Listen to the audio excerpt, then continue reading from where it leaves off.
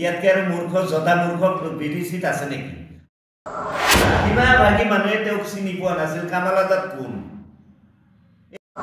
মানুহ নেতাসকলে হোটেলত যায় হোটেলত গৈ চৰকাৰ বনায় যেতিয়া দুপৰীয়া ভোক লাগে চৰকাৰ ভংগ কৰি জনাটো দৰকাৰ বৰ্তমান তেওঁ যিটো দলৰ কেইজন অন্ধ ভক্ত আছে তেখেতসকলক মই চেলেঞ্জ কৰিছোঁ আপুনি 2018 চনত কিহৰ ভিত্তিত এই মাইনৰিটি মানুহখিনিক উচ্ছেদ কৰিব লাগে বুলি গুৱাহাটী হাইকোৰ্টত এফিডেভিট দাখিল কৰিছে তেওঁ প্ৰমোদ বড়োক আঙুল দুটাই কেইবাটাও কথা কৈছে আজি কিছুদিন আগতে তেখেতে প্ৰচাৰ মাধ্যমত কৈছে প্ৰমোদ বড়ো ডাঙৰীয়াই মাটিৰ পট্টা দিয়াৰ সলনি উচ্ছেদৰে নটিছ দিছে তাৰ ওপৰত ক্লেইম দিয়া মানুহকে দিছে এই ক্ষেত্ৰত আপুনি কি ক'ব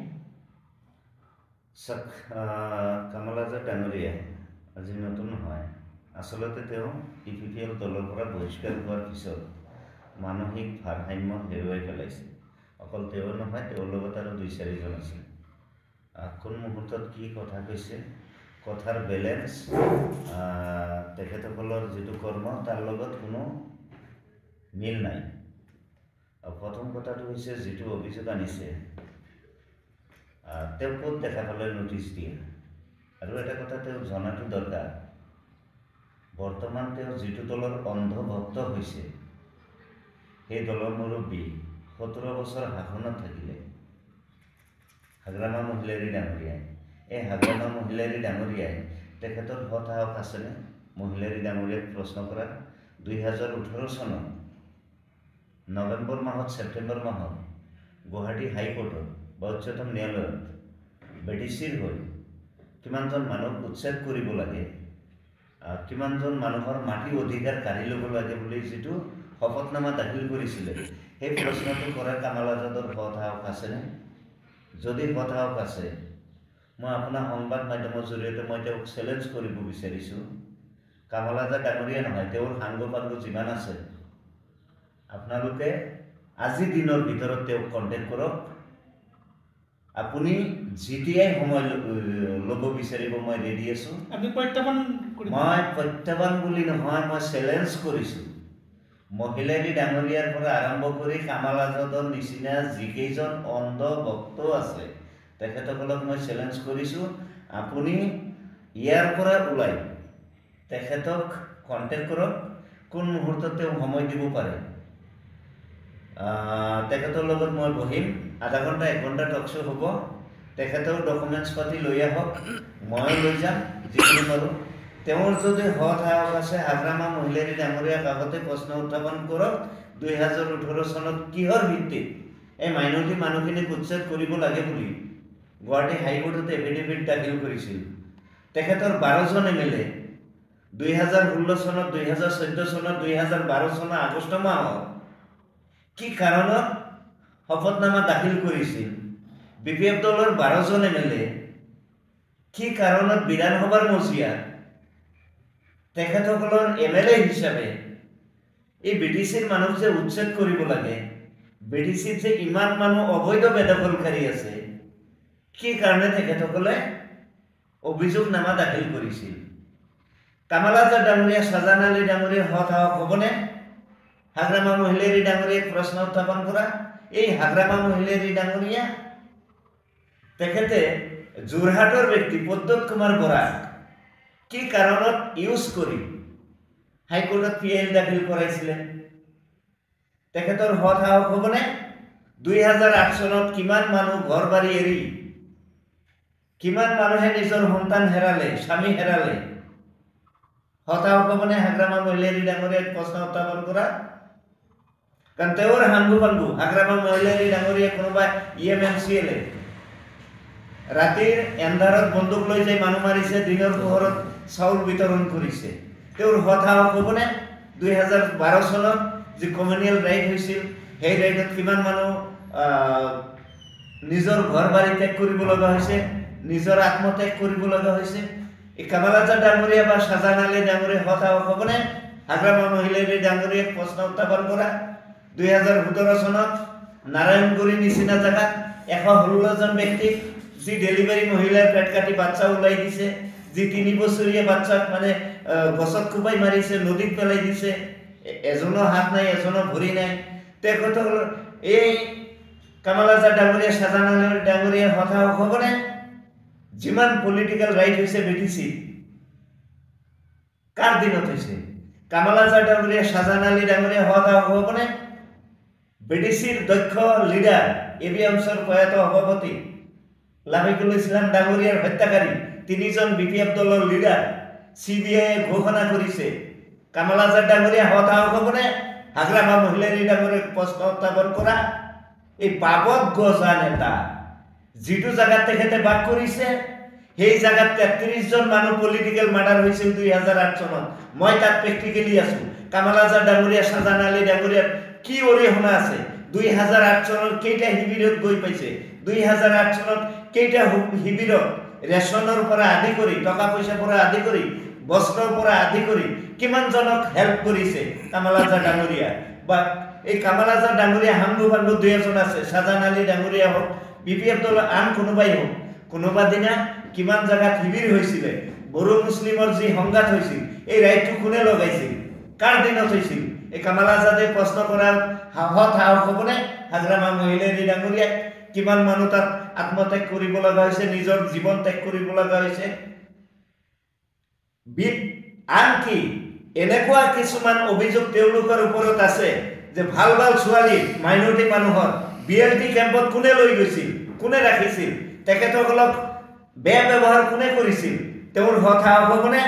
বাক্সাৰ নাৰায়ণগুৰিত কি হৈছিল? বাক্সা বাঁশবাৰী বাগানত কি হৈছিল? তেখেতে আকৌ এটা অভিযোগ আনিছে, আপোনালোকে যিটো ভৈৰৱকুণ্ড প্লেণ্টেশ্যন কৰিছে, প্লেণ্টেশ্যনত আপোনালোকে কৰোৰ কৰোৰ টকা অপব্যয় কৰিছে আপোনালোকৰ চৰকাৰে, আৰু আপোনালোকৰ চিফক আঙুলি তোলা কথাবোৰ তেওঁ কৰিছে। চাওক, যিজন ব্যক্তিৰ সমাজত কোনো ধৰণৰ অৰিহণা নাই, যিজন ব্যক্তি মাইনৰিটি কমিউনিটিৰ পৰাও যদি বিলং কৰিছে, মাইনৰিটি কমিউনিটিৰ হৈ সমাজৰ হৈ কোনটো কাম কৰা তেখেতৰ অৱদান আছে, এটা কাম দেখাই দিয়ক। সিদিনা এই ভূমি সংৰক্ষণ সমিতি বুলি এটা কমিটি বনাই কেইদিনমান নাটক কৰিলে, সেই কমিটি ক'ত গ'ল? সেই কমিটিটো নাই। তেওঁ আচলতে কামাল আজাদ ডাঙৰীয়া আৰু শাহজাহান আলী ডাঙৰীয়া একমাত্ৰ BPF দলৰ পৰা টিকেট লোৱাৰ আশাত এই আবুল তাবুল বকিব ধৰিছে। তেওঁৰ নিচিনা ব্যক্তি ভাৰতবৰ্ষৰ ইতিহাসত বা BTCৰ যিটো এই পলিটিকেল গ্ৰাউণ্ডত BPF দলৰ 17 বছৰ শাসনকালত এজন মাইনৰিটি লিডাৰ দেখাই দিয়ক যে এই 17 বছৰ শাসনকালত BTCত এজন কেণ্ডিডেট দি পাইছিলে মানে। EPPL দল কামাল আজাদ ডাঙৰীয়াৰ নিচিনা এজন ব্যক্তিক কিন্তু প্ৰাৰ্থিত্ব প্ৰদান কৰিছিল। এইটোই সৌভাগ্য তাৰ কাৰণে। আজি তেওঁ কামাল আজাদক কোনে চিনি পায়? মই ব্যক্তিগতভাৱে কাকো টাৰ্গেট কৰিব বিচৰা নাই। কামাল আজাদ EPPL দলত যোগদান কৰাৰ আগত তেওঁৰ হুৱে বাৱে থকা হিমাভাগী মানুহে তেওঁক চিনি পোৱা নাছিল। কামাল আজাদ কোন? এই ফেচটো আনি দিছে EPPL। তেওঁ পাহৰি গ'লে নহ'ব। আজি যে BPFৰ অন্ধভক্ত হৈ ডাঙৰ ডাঙৰ কথা ক'ব পাৰিছে, এই অধিকাৰটো EPPL দলে দিছে। কাৰণ মই ভালকেই জানো, কাৰণ পলিটিকেলি তেওঁ মোতকৈ বহুত জুনিয়ৰ। কাৰণ তেওঁৰ যিটো মাদাৰ আৰতী বেগম, আৰতী কছাৰী বড়ো মানুহ আছিলে, তেওঁৰ মাদাৰ কিন্তু বহুত ভাল মানুহ, তেওঁৰ ফাদাৰ কিন্তু বহুত ভাল মানুহ। মই ওচৰৰ পৰা পাইছোঁ। তেওঁ মাদাৰৰ লগত একেলগে পাৰ্টি কৰা মানুহ আমি। গতিকে মই এটা কথাই কৈছোঁ, অকল কামাল আজাদ বুলি নহয়, কোনোবা শাহজাহান বুলি নহয়, এক কথাতে কৈছোঁ, মামাৰ ঘৰৰ কথা মাকক কৈ লাভ নাই। মাকে সেইখন ঘৰতে ডাঙৰ হৈ আহিছে। তুমি বাবা, কোনোবা হাগ্ৰামা মহিলাৰী, কোনোবা মনু কুমাৰ ব্ৰহ্ম জাইলা, কোনোবা লিডাৰৰ BPF দলৰ ভাল দেখাই আমাৰ আগত লাভ নাই, কাৰণ মাকে সেইখন ঘৰতে ডাঙৰ হৈ আহিছে। তুমি কালিহে যোগদান কৰিছা EPPL দলৰ পৰা কাট খোৱাৰ পিছত, নাম কটা চিপাহী। গতিকে এই 2020 চনৰ 27 জানুৱাৰীত যিটো BTR ৰেকৰ্ড হৈছিলে, BTR ৰেকৰ্ডৰ পিছত তেওঁ EPPL দলত যোগদান কৰিছে। দল বিৰোধী কাৰ্যকলাপত লিপ্ত থকাৰ কাৰণে তেওঁক দলৰ পৰা বহিষ্কাৰ কৰিছে। তেখেতে প্ৰতিবাদ কৰাৰ কাৰণে আপোনালোকে প্ৰতিবাদ নহয়, তেওঁৰ বিৰুদ্ধে দল বিৰোধী কাৰ্যকলাপ কৰা বহুত ইস্যু আছে। ইভেন তেওঁ যিটো ইলেকশ্যন বিধানসভাৰ টিকেট লাভ কৰিছিলে, কলাইগাঁও বিধানসভাত ইলেকশ্যন খেলিছিলে, তাত কি কৰিছে মই ৰাজহুৱা কৰিব বিচৰা নাই। তেওঁ যদি প্ৰত্যাহ্বান জনাব বিচাৰে, সেইকাৰণে মই কৈছোঁ আপুনি তেখেতক মই তেখেতৰ লগত অকল কামালাজাত নহয়, BPF দলৰ যিমান অন্ধভক্ত আছে, কোনোবা বিক্ৰম দৈমাৰী, কোনোবা ফ্ৰেছ মুছাহাৰী, কোনোবা কামালাজাত ডাঙৰীয়া, কোনোবা ৰিঞ্জয় বড়ো, কোনোবা কিবা ডেকা, কোনোবা শ্বাহজাহান আলী আহমেদ ডাঙৰীয়া, কোনোবা বহিলাৰী ডাঙৰীয়া, যিমান সাংগু পাংগু আছে। কাৰণ আজিৰ তাৰিখত BPF দলৰ কেইজনমান লিডাৰ আঙুলি মূৰত গুণিব পাৰে, হিচাপ কৰিব পাৰে। কিন্তু UPPL দল এনেকুৱা এটা দল, যি দল আজিৰ তাৰিখত লিডাৰৰ হিচাপ কৰিব লাগিলে কেলকুলেটাৰ ব্যৱহাৰ কৰিব লাগিব।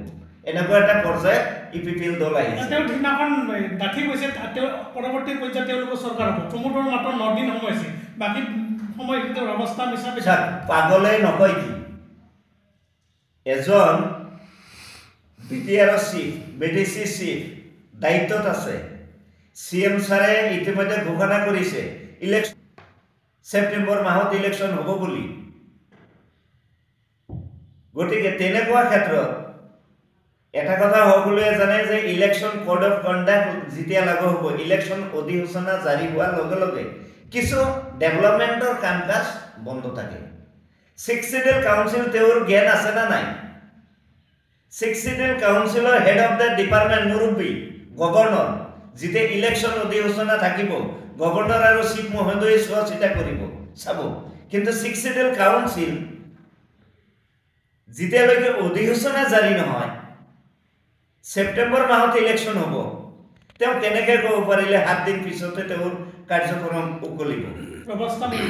ইয়াতকৈ আৰু মূৰ্খ জদা মূৰ্খ BDCত আছে নেকি? মইতো ভাবোঁ ইয়াতকৈ আৰু জদা মূৰ্খ BDCত আপুনি বিচাৰি নাপাব। গতিকে প্ৰমোদ বড়ো ডাঙৰীয়া 2 দিন আছে, 7 দিন আছে, 1 মাহ আছে, 2 মাহ আছে, ছেপ্টেম্বৰ মাহলৈকে আছে। এই লৈ BPF দল ব্যস্ত হোৱাৰ দৰকাৰ নাই, প্ৰয়োজন নাই। প্ৰমোদ বড়ো ডাঙৰীয়াই কাম কৰা মানুহ, চাক এটা কথা অপ্ৰিয় হ'লেও সত্য, কাম কৰা মানুহ বদনাম থাকে, যিজন মানুহে কাম নকৰে তাৰ বদনামে নাই। গতিকে প্ৰমোদ বড়োৱে আজিৰ তাৰিখত কাম কৰিব পাৰিছে। আপুনি যদি এনালাইচিছ কৰি চায় BPF দলৰ 17 বছৰ 15 বছৰ কাৰ্যকালত যিটো ডেভেলপমেণ্ট ছেক্টৰ, যিটো ডেভেলপমেণ্ট স্কিম, অভাৰঅল ডেভেলপমেণ্ট বুলি নহয়, যিটো মাটি বাৰী ইছ্যু আহিছে, মাটি বাৰী কথাটো কৈছে, তেওঁ বহক না, আপুনি কণ্টেক্ট কৰক, ইয়াৰ পৰা ওলাই গৈ 1 ঘণ্টা সময় দিয়ক। কিমানজন মানুহে কোনটো চাৰ্কুলৰ আণ্ডাৰত UPPLৰ কাৰ্যকালত কিমানজন মানুহে ভূমি আবণ্টন পাইছে, কিমানজন মানুহে সেটেলমেণ্ট পাইছে, এলটমেণ্ট পাইছে, মই দেখাই দিম না। মোৰ হাতত এভিডেন্স আছে, ডকুমেণ্টছ আছে। কোন কোন মানুহে নোটিছ পাইছে, কাৰ অভিযোগৰ ভিত্তিত নোটিছটো পাইছে, মহিলাৰী ডাঙৰীয়াই কোনটো টাইমত তেখেতৰ চৰকাৰে, তেখেতৰ BDC গভৰ্ণমেণ্টে কোনটো টাইমত কোনটো সময়ত কিহৰ ভিত্তিত গুৱাহাটী হাইকোৰ্ট বা উচ্চতম ন্যায়ালয় বা সুপ্ৰিম কোৰ্টত বা অসম চৰকাৰক কেতিয়া কোনটো প্ৰতিবেদন দাখিল কৰিছে মোক সোধক না। তেখেতৰ যদি হতাশ আছে মই চেলেঞ্জ কৰিছোঁ। BPF দলত যিমান সাংগু বাংগু আছে বহি টক শ্ব' হ'ব।